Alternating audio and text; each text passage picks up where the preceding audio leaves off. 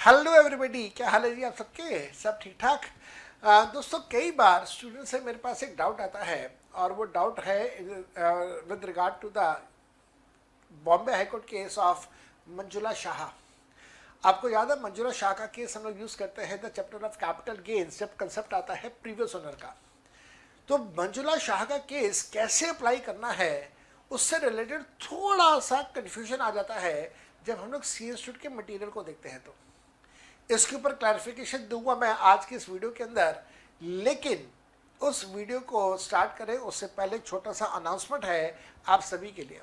और अनाउंसमेंट है कि अन अकेडमी की तरफ से आपको एक बम्पर ऑफर दिया जा रहा है और इस बम्पर ऑफर में अगर आप सब्सक्रिप्शन लेते हैं 12 महीने का सीए इंटरमीडिएट का, तो आपको 2 महीने एक्स्ट्रा सब्सक्रिप्शन दिया जाएगा।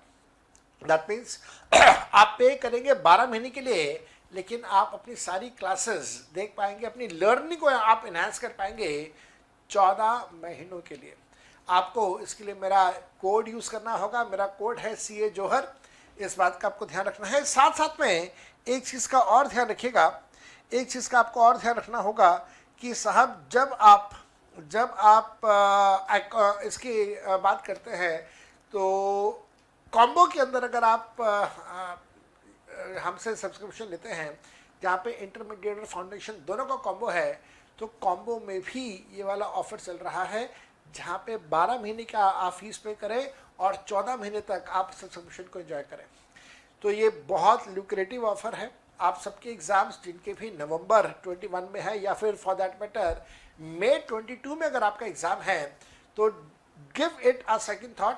मेरा कोड CA जौहर ज़रूर याद रखिएगा और मैं आपको इसके डिस्क्रिप्शन बॉक्स में लिंक दे रहा हूं, जिस लिंक को यूज़ करके आप ये सब्सक्रिप्शन ले सकते हैं। और अब मैंने आपके साथ स्टार्ट करना है मंजुला शाह का केस, प्रीवियस ओनर का कंसेप्ट। मैं आपके साथ पूरा का पूरा प्रीवियस ओनर का कंसेप्ट स्टार्ट कर रहा हूं, डिस्कस कर रहा हूं along with the Bombay high court judgment of Manjula Shah. And here is the video for you people. Concept of previous owner, और इसके लिए जब हम लोग यूज करेंगे सेक्शन तो वो होगा section 49 sub section 1। Concept of previous owner section 49 sub section 1। अच्छा, अब इस कंसेप्ट को आपने सीखना है। तो कंसेप्ट को सीखने के लिए बहुत सिंपल सा तरीका है कि that you leave 2 pages, 2 pages छोड़ दो। मैंने भी यहाँ पे 2 पेजेस छोड़ दिए, मैं भी 2 पेजेस छोड़ रहा हूँ और मैं भी 2 पेजेस छोड़ के अब मैं जा रहा हूँ यहाँ से आगे। 2 पेजेस मैंने भी छोड़ दिए और अब आप एग्जाम्पल लिखना स्टार्ट करें। अब आप एग्जाम्पल लिखना स्टार्ट करें यहाँ पे। तो बी वेरी वेरी केयरफुल, बहुत बहुत ध्यान से करना example.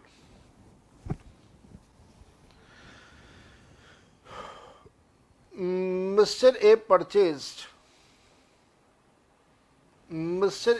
purchased a flat on 15th of July 2004 for rupees 19,73,000। तो 19,73,000 रुपीज़ का एक फ्लैट परचेज करा है जुलाई 2004 में, कोई इश्यूज नहीं है। He added 1 room by spending 1,23,000 rupees on 31st of December 2009। तो लगभग 5 साल के बाद उसने कमरा ऐड किया 1,23,000 रुपये का। ठीक है। Mister A gifted this flat to his son. Mister A ने यह फ्लैट अपने बेटे को गिफ्ट में दे दिया। कब दिया? to his son on his 18th birthday, on his 18th birthday, on 10th of November 2018। तो बेटे का जन्मदिन था, 18वां जन्मदिन था, मेजर हो गया और मिस्टर ए ने अपना फ्लैट अपने बेटे को जन्मदिन पे तोहफे के तौर पे, गिफ्ट के तौर पे 10 नवंबर 2018 को तोहफे के तौर पे दे दिया, गिफ्ट दे दिया। Son spent 3 lakh rupees on 31 January 2019 to change floor या फ्लोरिंग इन फ्लैट। सन कहता है यार फ्लोरिंग बड़ी बोरिंग सी है, मैं तो सारे फ्लोरिंग चेंज करवाऊंगा। तो उसने 3 लाख रुपए खर्च किए बेटे ने और पूरे फ्लैट की फ्लोरिंग उसने चेंज करवा ली। On 18th of September 2020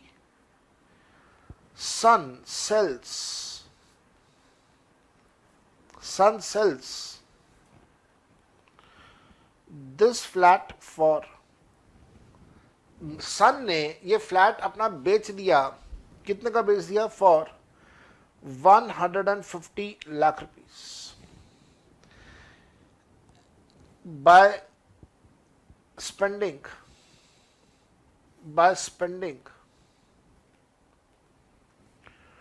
2 lakh rupees as selling expenses। Calculate capital gains for Mr. A and for son of Mr. A। तो आपने 2 लोगों के लिए कैपिटल गेन्स कैलकुलेट करना है। एक तो आपने मिस्टर ए के लिए कैलकुलेट करना है कैपिटल गेन्स, दूसरा आपने मिस्टर ए के बेटे के लिए कैपिटल गेन्स कैलकुलेट करना है। तो आइए जरा हम लोग जल्दी से शुरुआत करते हैं। Calculation of capital gains for father that is mister ए। जो भी व्यक्ति पिता है, मिस्टर ए है, उसके लिए कैपिटल गेन्स की कैलकुलेशन कर रहे हैं। पहला आपने चेक करना है asset. Flat is a capital asset, flat है और फ्लैट एक कैपिटल एसेट है, हमें ये बात पता है। दूसरा ट्रांजैक्शन,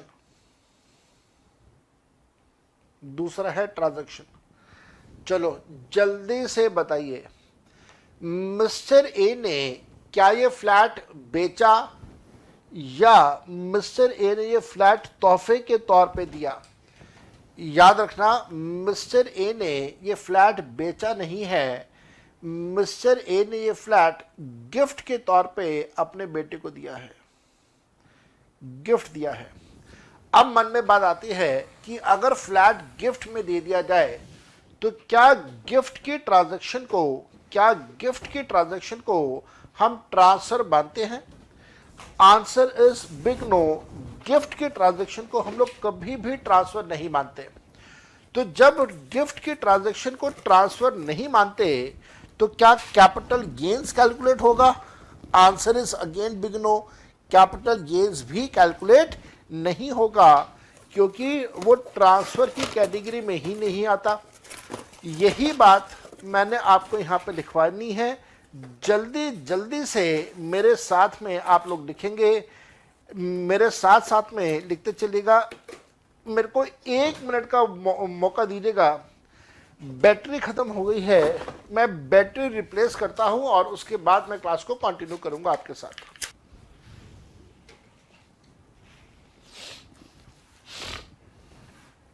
हाँ जी, आई एम बैक। बैटरी ख़त्म हो गई थी माइक की, तो वो चेंज किया है। अब मिस्टर ए ने ये फ्लैट अपने बेटे को गिफ्ट में दिया, तो क्या गिफ्ट की transaction when given to son, क्या वो ट्रांसफर माना जाएगा? क्या उसके ऊपर कैपिटल गेन्स कैलकुलेट होगा? My answer is no. My answer is no. तो आइए जरा ध्यान से लिखिएगा, transaction, gift is not regarded as a transfer and no capital gains will be calculated. No capital gains will be calculated for Mr. A. तो हमें ये बात बड़े अच्छे से समझ आ गई कि जो फादर है मिस्टर ए, उसके लिए आप कैपिटल गेन्स की कैलकुलेशन नहीं करेंगे। अब आप हेडिंग देंगे calculation of capital gains for son of mister A. Mister A का जो बेटा है, मिस्टर ए के बेटे के लिए आप कैपिटल गेन्स की कैलकुलेशन करेंगे। पहली चीज, एसेट क्या है? Again the asset is flat, asset is flat and flat is a capital asset. दूसरा, बेटे ने ट्रांजैक्शन क्या करी है? बेटे ने तो बेचा है। Sale is regarded as a transfer. Transaction है और सेल को आप ट्रांसफर मानेंगे। अब क्योंकि सेल को ट्रांसफर मानेंगे तो अब हमें चाहिए होगा पीरियड ऑफ होल्डिंग। ध्यान से करेंगे पीरियड ऑफ होल्डिंग। जो बेटा है ए को ये फ्लैट कब मिला था? ध्यान से देखना, बेटे को ये फ्लैट गिफ्ट में मिला था 10 नवंबर 2018 को।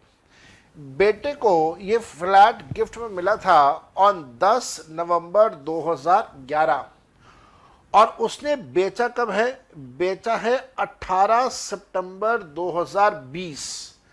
तो 10 नवंबर, अगर हम लोग सन की बात करें तो 10 नवंबर 2018 से लेके 17 सितंबर 2020।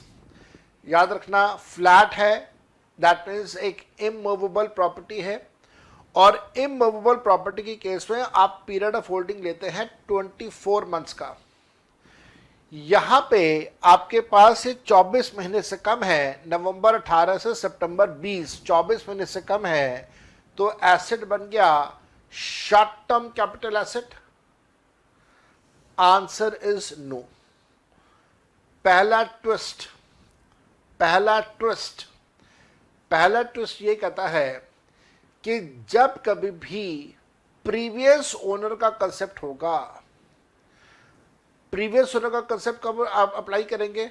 ध्यान से सुनना, प्रीवियस ओनर का कंसेप्ट तब होगा जब ट्रांसफर की ट्रांजैक्शन को ट्रांसफर नहीं माना जाएगा। ऐसे बोल देता हूं, जब चेंज ऑफ ओनरशिप को ट्रांसफर नहीं माना जाएगा तब प्रीवियस ओनर का कंसेप्ट लगेगा।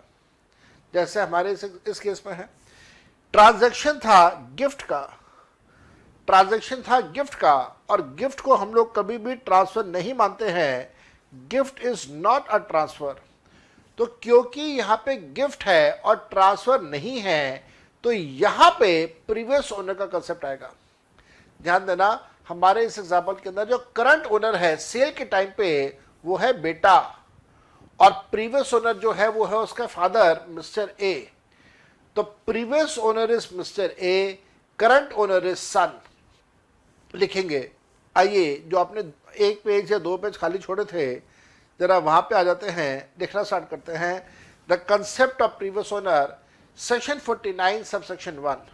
पॉइंट्स पे लिखेंगे, पहला point, this concept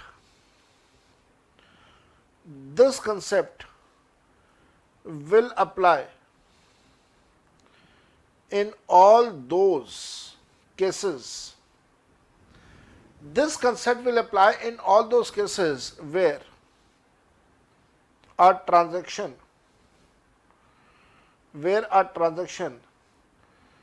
is not to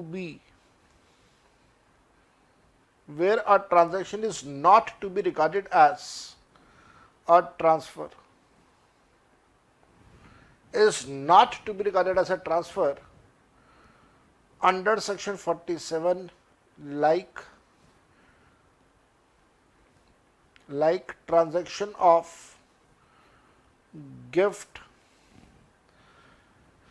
like the transaction of will or inheritance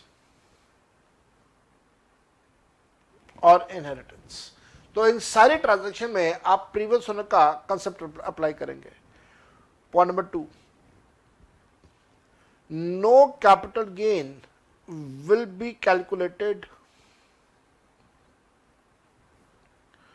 for the person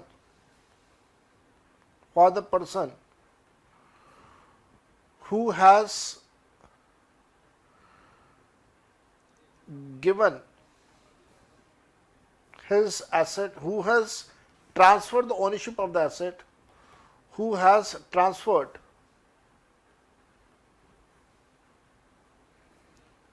the ownership of asset,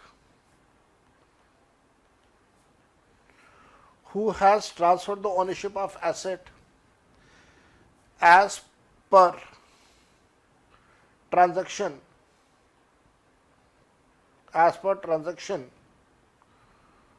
of section 47. Such person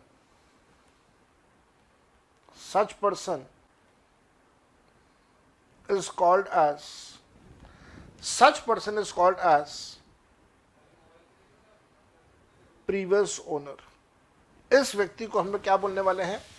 इस व्यक्ति को हम लोग बोलने वाले हैं एज अ प्रीवियस ओनर। इसको हम लोग बोलेंगे कि ये प्रीवियस ओनर है। Thus, we can say that there will be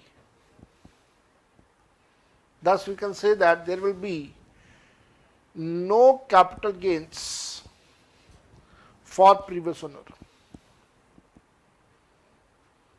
There will be no capital gains for previous owner. तो ये आसान हो गया। Point number 3, capital gains will be calculated for the person who has received asset from previous owner, comma, when such person transfers the ownership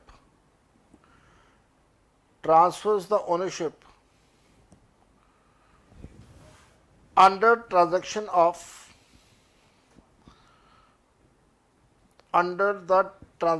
of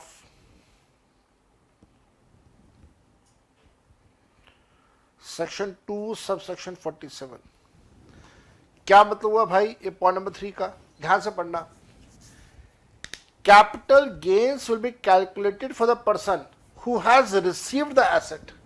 जिसको asset मिला, capital gains उसके लिए calculate होगा। हमारे एग्जाम्पल में एसेट मिला था बेटे को, तो कैपिटल गेन्स कैलकुलेट होगा बेटे के लिए। अब आपके मन में क्वेश्चन आएगा, सर कब कैलकुलेट करेंगे? जिस समय मिला उस समय कैलकुलेट करेंगे? Answer is no. जिस समय मिला उस समय नहीं, रादर जिस समय एसेट वो करंट ओनर फर्दर बेचेगा या ट्रांजैक्शन ऑफ 247 में जब वो ट्रांसफर करेगा, सेल, एक्सचेंज, रिलिक्विशमेंट, वो सब कुछ, तब उसके लिए कैपिटल गेन्स कैलकुलेट होगा। So capital gains will be calculated for the person who has received the asset from the previous owner. जिसको प्रीवियस ओनर से मिल रहा है उसके लिए कैपिटल गेन्स कैलकुलेट होगा। कब? When such person, that is current owner की बात कर रहे हैं, when such person transverse the ownership under the transaction of section 2 sub section number 47। ठीक है जी, ये बात भी हमें समझ आ गई, कोई दिक्कत नहीं है। तो अगर हम लोग यहां पे देखें तो कैपिटल गेन्स किसके लिए कैलकुलेट होगा? कैपिटल गेन्स कैलकुलेट होगा बेटे के लिए, क्योंकि बेटे ने उसको फर्दर ट्रांजैक्शन किया है सेल का, तो बेटे के लिए कैपिटल गेन्स कैलकुलेट होगा। ऊपर चलते हैं वापस, ध्यान से लिखिएगा, such person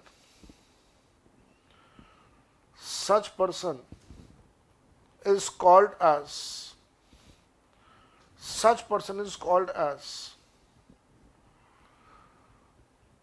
current owner of asset। ऐसे व्यक्ति को हम लोग क्या नाम देने वाले हैं? ऐसे व्यक्ति को नाम देने वाले हैं current owner of the asset. ठीक हो गया, मेरे ख्याल से गड़बड़ नहीं है। पॉइंट नंबर 4 पे जा रहा हूं। Point number 4, when we will calculate period of holding of capital asset,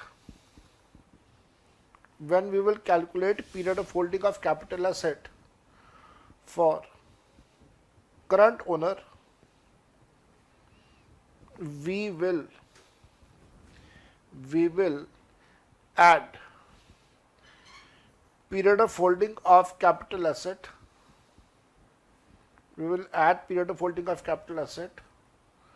of current owner and of previous owner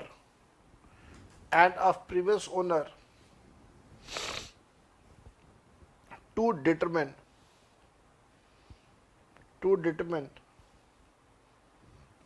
nature of asset। चलो जल्दी से बताएंगे। हमारे एग्जाम्पल के अंदर करंट ओनर है सन और प्रीवियस ओनर है फादर, तो हमने क्या करना है, दोनों का पीरियड ऑफ होल्डिंग ऐड कर देना है। तो सन के पीरियड ऑफ होल्डिंग में अब आपने फादर का पीरियड ऑफ होल्डिंग ऐड करना है। क्यों ऐड करना है? ऐसा माना जाएगा कि सन जो है वो अपने फादर के एसेट की ओनरशिप को कंटिन्यू कर रहा है। सन अपने फादर के एसेट की ओनरशिप को कंटिन्यू कर रहा है, इस वजह से आप फादर का टाइम पीरियड इसमें ऐड करेंगे। फादर ने कब परचेज किया था? फादर ने परचेज किया था 15 जुलाई 2004। तो फादर के लिए 15 जुलाई 2004 से लेके 9 नवंबर 2018 तक की ओनरशिप होगी, क्योंकि 10 तारीख को तो बेटा ओनर बन गया। जब आप इन दोनों को ऐड कर दोगे तो आपके पास जो पीरियड ऑफ होल्डिंग आएगा that is greater than 24 months. याद रखना 24 मंथ्स इसलिए ले रहे हैं क्योंकि लैंड एंड बिल्डिंग है। कोई और एसेट होगा तो डिपेंड करेगा एसेट के नेचर के ऊपर, 12 मंथ्स होगा या 36 मंथ्स होगा। तो पीरियड ऑफ होल्डिंग में निकाल दिया। अब अगर पीरियड ऑफ होल्डिंग निकाल दिया, हमें पता है कि ये लॉन्ग टर्म एसेट है, तो अब हमें इसका कैलकुलेशन करना होगा। पहले यहां लिख देता हूं nature of capital asset. Nature of capital asset क्या है? It is long term capital asset. तो कैलकुलेशन करेंगे आप, calculation of capital gains for son of mister A. यहां पे आप लिखेंगे सेल कंसिडरेशन। कितने का बेचा इसने?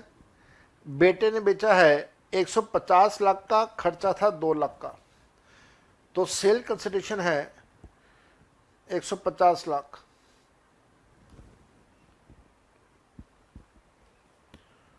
सेलिंग एक्सपेंसेस है, सेलिंग एक्सपेंसेस कितना है? सेलिंग एक्सपेंसेस है 2 लाख रुपए।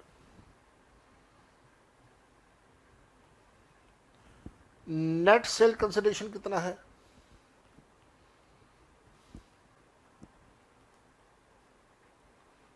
नेट सेल कंसिडरेशन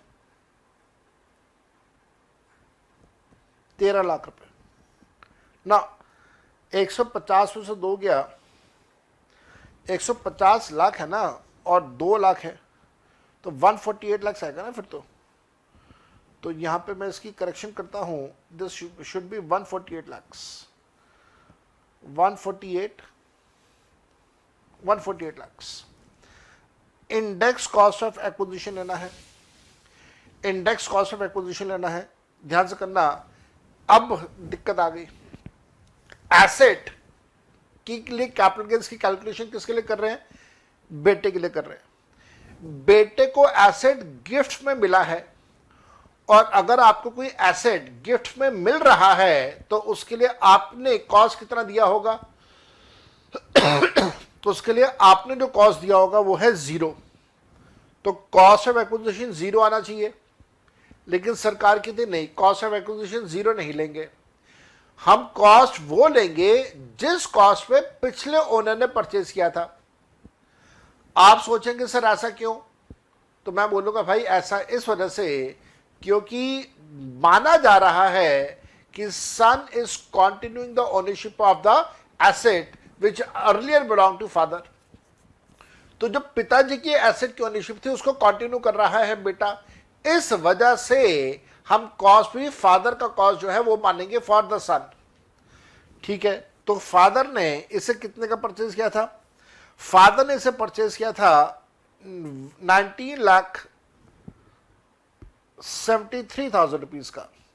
तो 19,73,000 रुपीज का कॉस्ट ऑफ एक्विजिशन बन जाएगा, to be multiply by 301 to be divided by. अब आगे एक और मुसीबत, मुसीबत यह है कि डिवाइड कौन से ईयर के साथ करें। आओ जरा थोड़ी देर पहले हम लोगों ने कॉस्ट ऑफ एक्विजिशन की डेफिनेशन लिखी थी।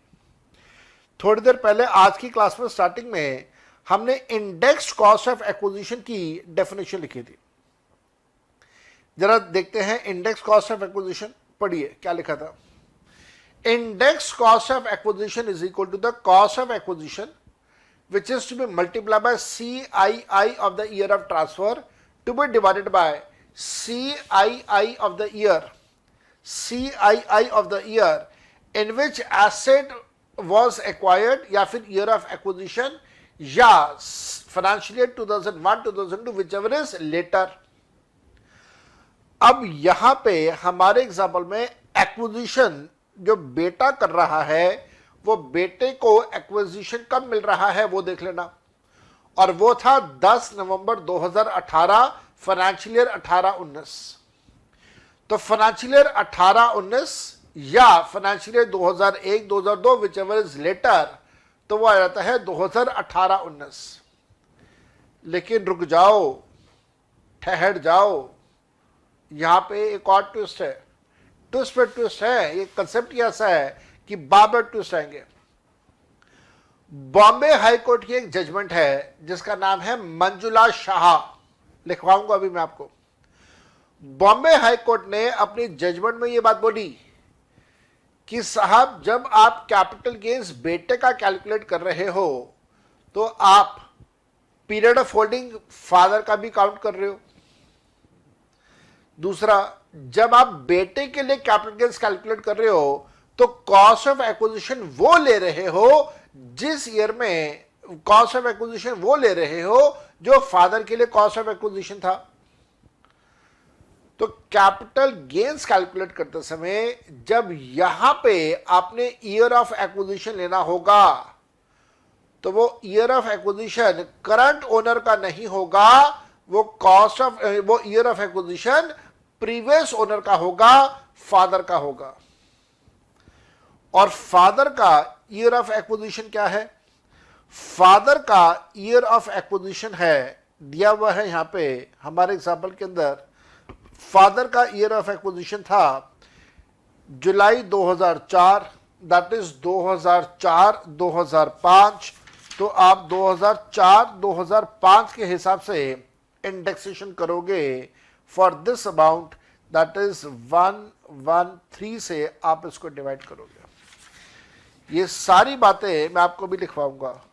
19,73,000 divided by 113 multiply by 301 will give me 52,55,530, 52,55,513। आओ मेरे बेटा ये सारी बातें ऊपर लिखना स्टार्ट करते हैं। आपने अभी तक 4 पॉइंट्स लिखे थे कि 4 पॉइंट्स में यह था कि पीरियड ऑफ होल्डिंग आपने ऐड करना है। Point number 5, point number 5, while calculating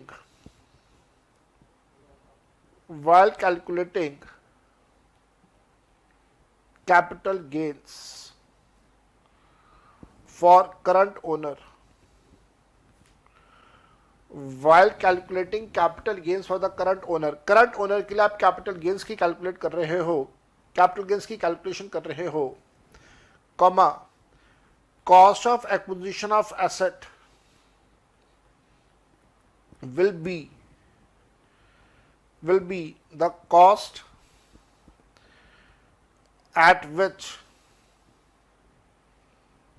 previous owner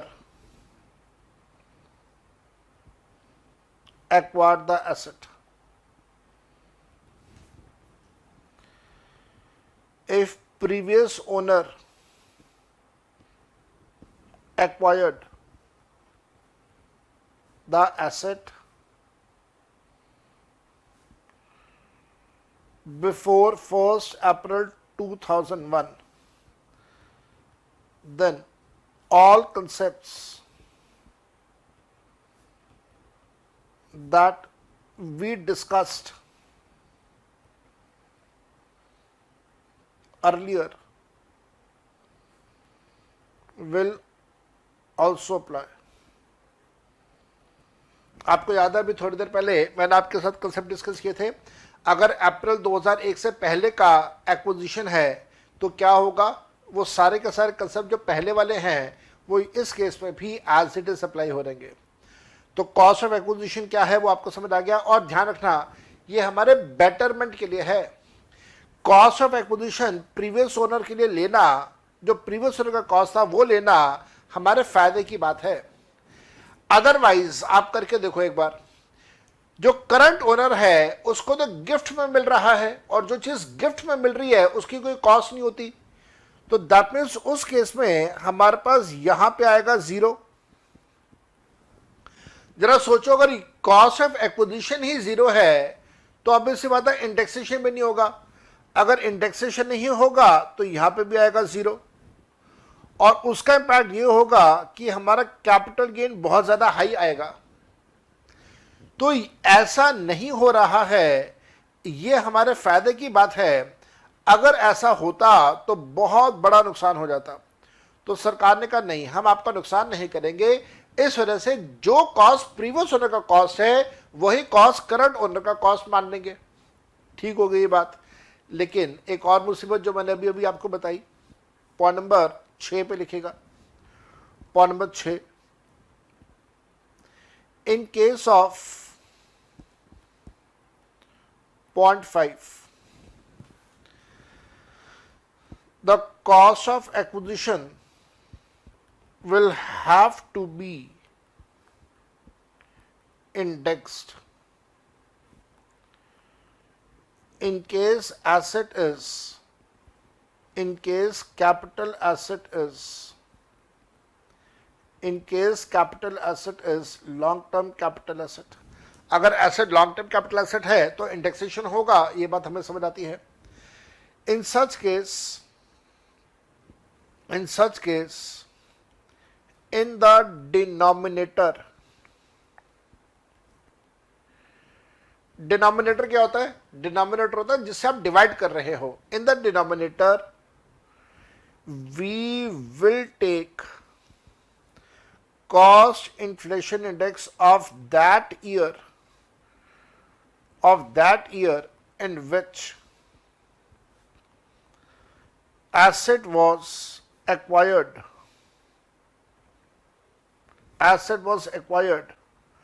by previous owner,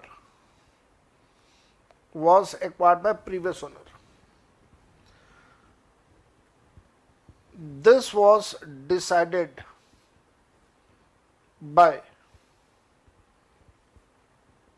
Bombay High Court in case of this was decided by, decide किसने किया? बॉम्बे हाई कोर्ट ने डिसाइड किया। कौन से केस में डिसाइड किया? In the case of, case का नाम लिख देना, in the case of Manjula Shah. It was decided by Bombay high court in the case of, case कौन सा? It was decided by Bombay high court in the case of Manjula Shah. Manjula Shah की case में supreme ये Bombay high court ने बात डिसाइड कर दी, और इसी वजह से हम लोगों ने उस हिसाब से काम किया है। आगे चलते हैं, जरा कैलकुलेशन की तरफ आगे बढ़ते हैं, देखते हैं हमारा हाथ और कहाँ पे रुकेगा। तो इंडेक्स कॉस्ट ऑफ एक्विजिशन हम लोगों ने कर लिया। अब आप हम लोग आएंगे इंडेक्स कॉस्ट ऑफ इंप्रूवमेंट पे।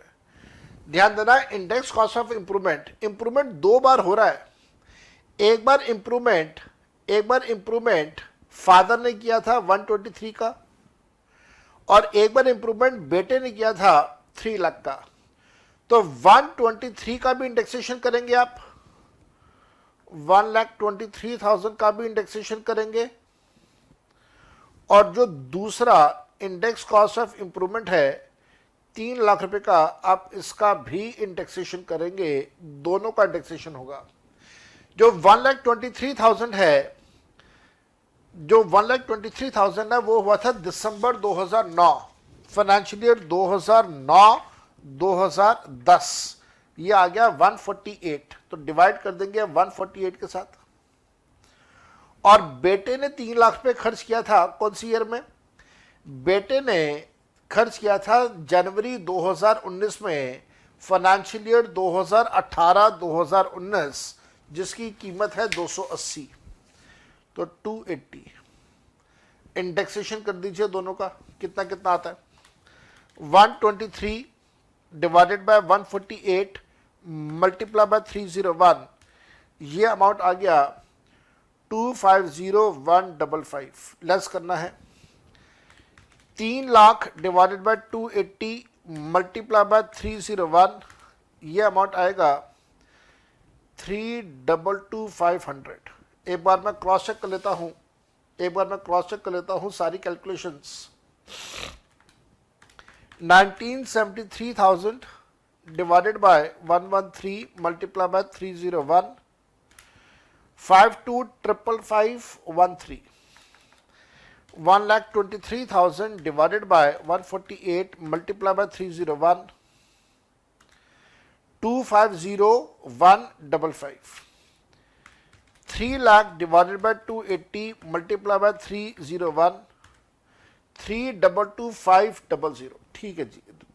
और अब आप जब इन सबको लेस कर दोगे तो आपके पास टैक्सेबल LTCG का अमाउंट आ जाएगा 148 lakh minus 52 lakh 55,513 minus 250,155 minus 322,500।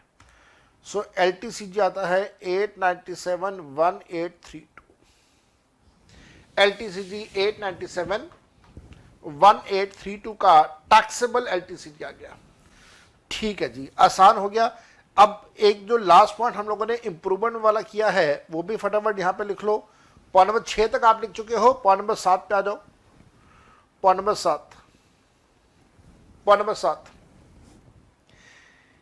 in case of long term capital asset, comma, if any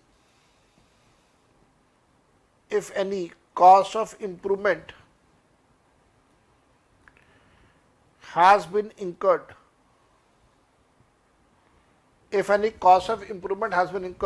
then we will apply indexation as per the financial year. We will apply the indexation as per the financial year in which